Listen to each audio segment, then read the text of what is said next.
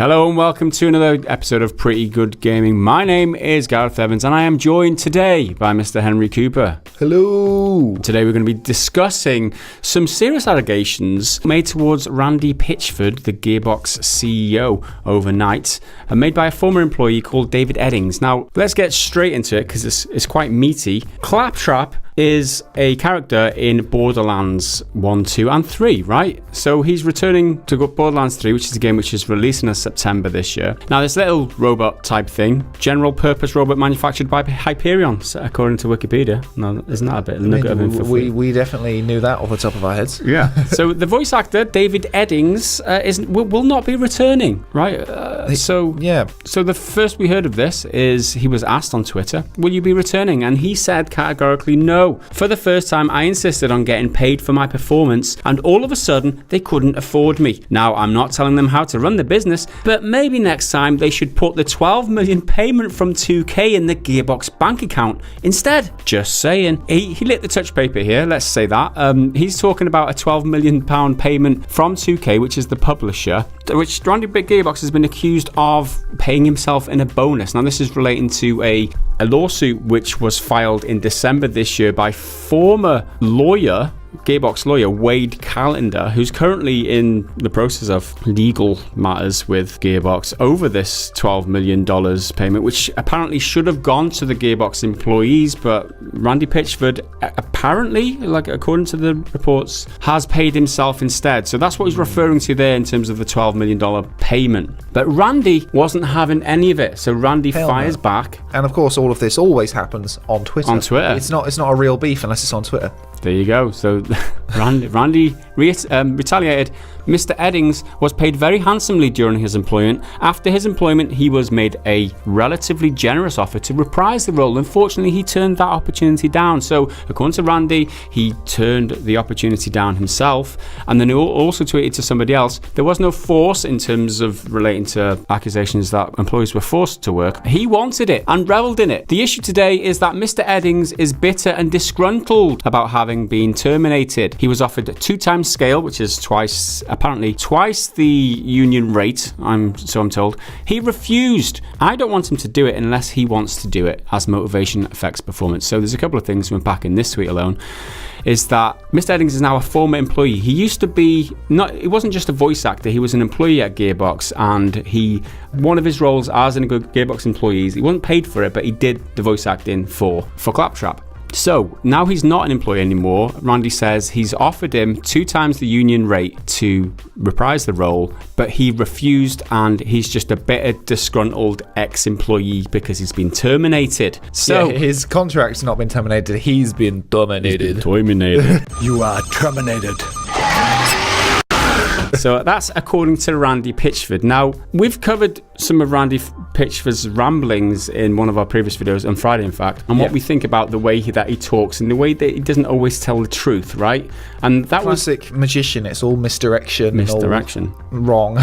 So that's kind of the general impression that we've had of Randy Pitchford. I mean, we're referring specifically to it's not a microtransaction because it's exactly what we did in the last game. So because we did it in the last game and it was okay, we're not going to call it a microtransaction now because I want to try and avoid anyone getting upset with calling it a microtransaction. So you're going to have to pay for something additional in our game, but we're not going to call it a microtransaction because it's exactly what we did in the last.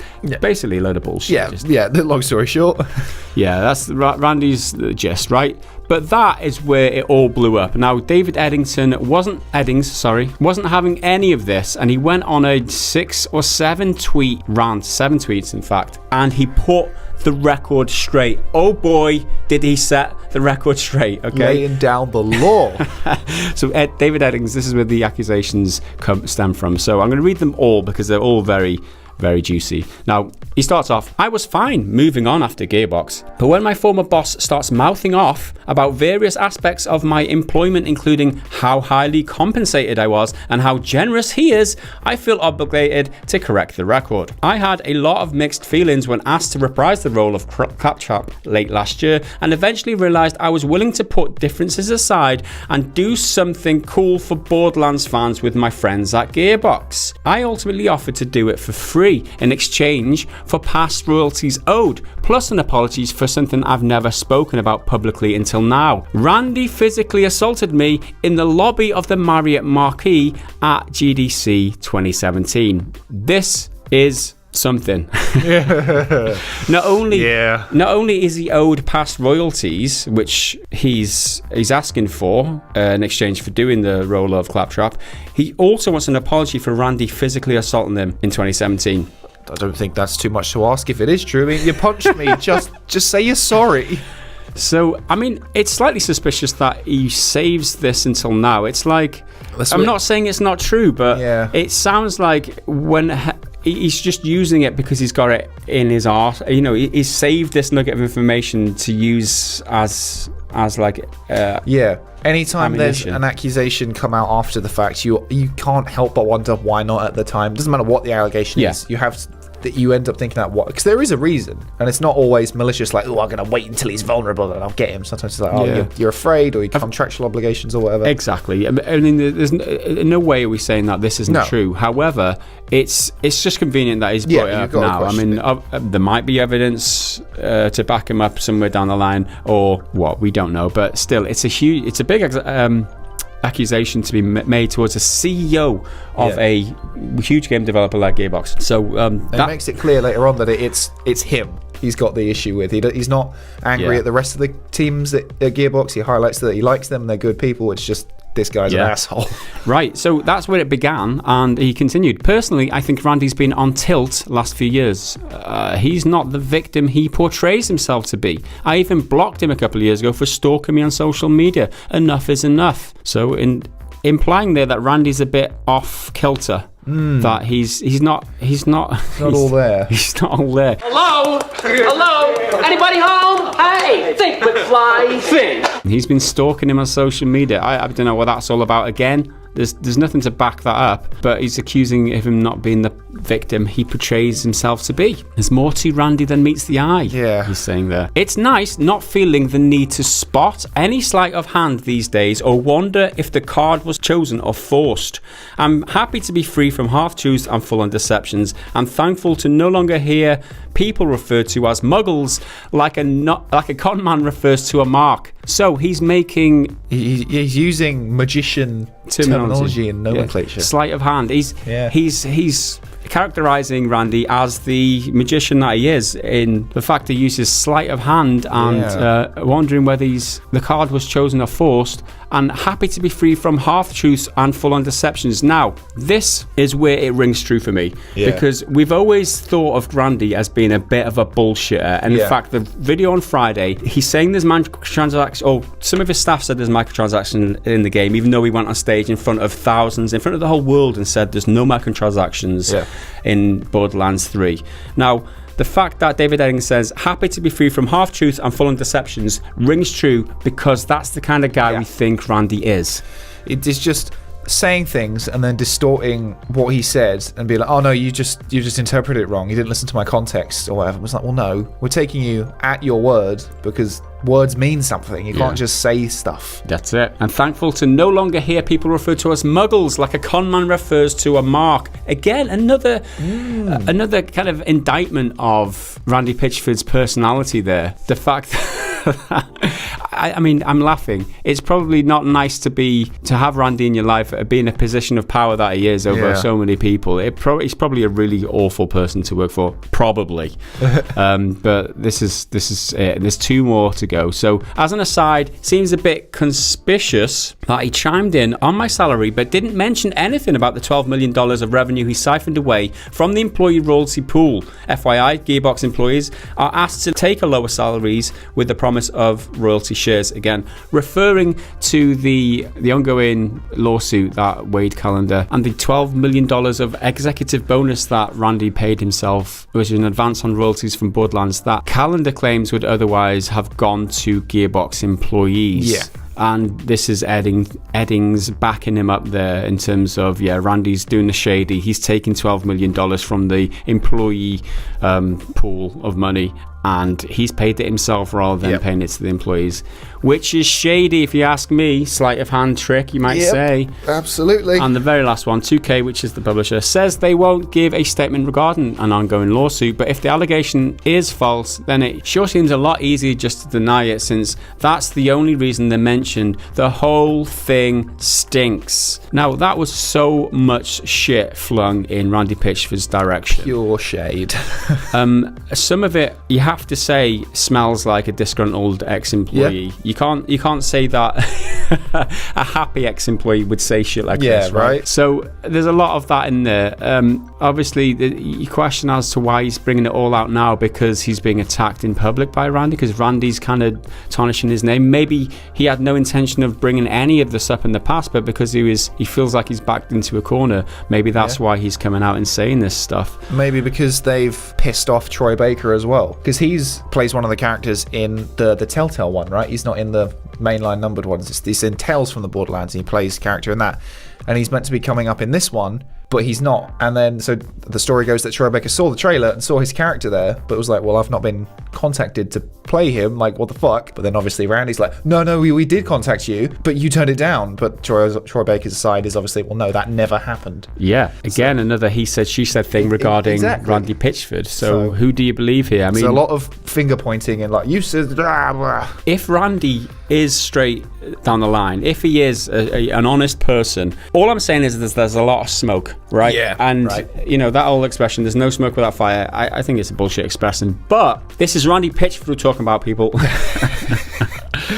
I think it's a lot to take in, like, and it's a huge accusation. It's happened overnight, like there's like 8 hours ago prior to recording this, and the fact that he's been accused of physical assault, I don't know how far that's going to go. Randy Pitchford is yet to respond to that as yet, and also there's no news that any of this is going to court or there's any sort of charges being made towards him or anything. There's no record of that as yet.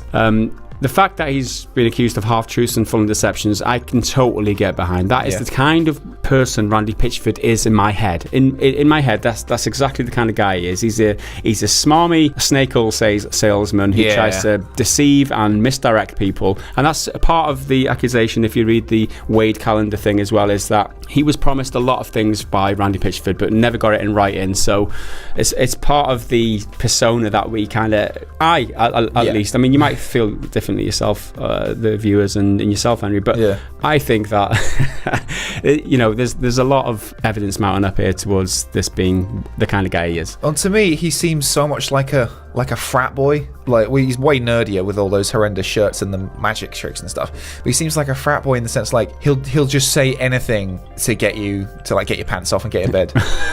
Like, you know what I mean? Yeah. And he's just slimy. We've all known those kind of type we've characters. all met someone like that. Like that. And what are you? Oh, God, yeah. What even are you?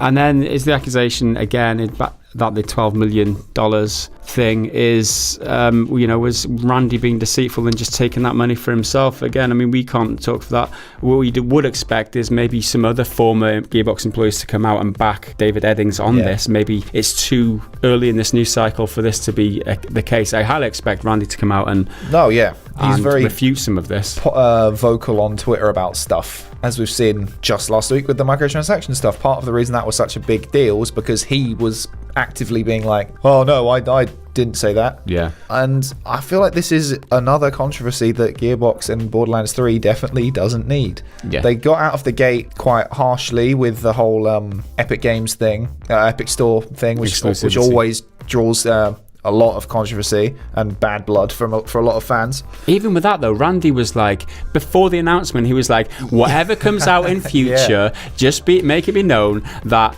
2K make decisions on behalf of us and it's nothing to do with us. Literally wiping his hands clean as if he didn't want any. But then, like, afterwards, when they were getting loads of abuse or whatever, they were like, I'm really glad we went with exclusivity. I love exclusivity. Exclusivity's the best. Like Trump is like, I'm the best at I'm the best at building walls. Building walls are great. We're gonna make Mexico build it. It's like, yeah, we love exclusivity. Exclusivity is great for us. Epic does the best exclusivity. Yeah, it just feels like if microtransactions were like an actual accepted thing in vogue and the industry accepted them, Randy would all be about that shit. It'd be like, yeah, microtransactions, we're doing them. Woo, you love them, we're doing them. I need another 12 million so I can spend it on barely legal cam girls. Yeah, and leave it on memory sticks with incriminating files. Yeah, that's another part of the lawsuit accusations by Wade Calendar that you can look up and look for yourself. We're not going to discuss it in this video. But like you said, Borderlands is upcoming in September this year, Borderlands 3. A lot of people highly anticipating it. A lot of people want all this shit to just go away so they can enjoy the game. And I get that. I totally get that. This is the last thing that you want from the CEO of the company that's making the next installment in your favorite franchise. I'd love to know if this is the sort of thing that will affect your purchase of it, because when this sort of drama tends to happen, if it's a game franchise I care about, I'm more interested in, you know, enjoying that art and entertainment and stuff. Obviously, certain things you're a bit like, hey, well, that's a bit bullshit. Well, I wonder, like, is this enough for you to be like, is it one for a boycott? Because everyone knows how much the internet loves to call boycotts for everything. Is this a boycotter? Even after the Epic Store stuff and anything else, is Randy fucking up what's this guy, David Eddings? Is that enough? Is that enough to tip you over the edge? My feeling is the people that aren't going to buy Borderlands anyway and do hate Randy Pitchford will just use this to call boycott and say, well, I'm boycotting this game now, which they didn't really have much intention of buying the game. If you just weren't going to buy it, it's not really a boycott. It's just, I'm just not buying it. Yeah, I think the bigger problem for me is how badly he seems to be treating his employees and ex-employees in terms of, you know, he just publicly lying about two of the actors now. That's our interpretation of it anyway, saying that they turned it down where, you know, there's evidence or there's testimony to the contrary, them saying that no, we didn't turn it down. We were just like, this is how it happened, Randy. It wasn't like that. And also the fact that he siphoned off this $12 million, if true, these are only accusations, if that's true, and the accusation of employees being made to take lower salaries just so that they can get bonuses instead, I mean, I don't know, it doesn't, like I said, I wouldn't like to be an employee of Randy's, that's for sure. No, that's for sure. With the Troy Baker one, that really gets me because it sounds so plausible from him to not get Troy Baker, because he's one of the biggest voice actors around at the moment. Like a few years ago, getting him in for Tales of the Borderlands wouldn't have cost that much compared to what it does now. Now he's super in demand. He's always in something. He's in... We're talking about motherfucking Joel from exactly. Last of Us here. He's in a game every year at least. Like Nathan Drake, right? Nolan North is Nathan Drake, but he's the brother in Uncharted 4, whose name escapes me. He's Sam, right? Sam, yeah, there you go. Sam Drake. He's Sam Drake, and you're talking about motherfucking Joel. He's in Death Stranding doing something. I don't fucking know. He's presumably in Last of Us 2. Not seen him in any of the trailers, but his voice was in the trailer. And you're calling him a liar, Andy? Yeah. I don't know. I don't know, bro. He's too expensive for you. And the final thought for me is, if you're a Gearbox employee and the head of your company is this snivelling, lying, deceitful, sleight of hand trickster that Randy Pitchford is, what must the culture be like inside and the hierarchy all the way down to you? Like everyone above you in the ranks must have, you know, it must be a horrible place. That's just not an accusation or anything. That's just my surmisation. It's my guess at what it's like there. I wouldn't like to be a Gearbox employee right now based on what's happening with the volatile CEO, let's say that. Anyway, that's just our thoughts on this whole situation. Let us know what you think down in the comments below. Are we right? Are we unfair on Randy? Are you going to buy Borderlands 3? Don't you give two flying hoots about any of this. You're just going to enjoy the game. Let us know what you think down in the comments below. And that's it for us for today. We will see you again in the next video. Until then, bye for now.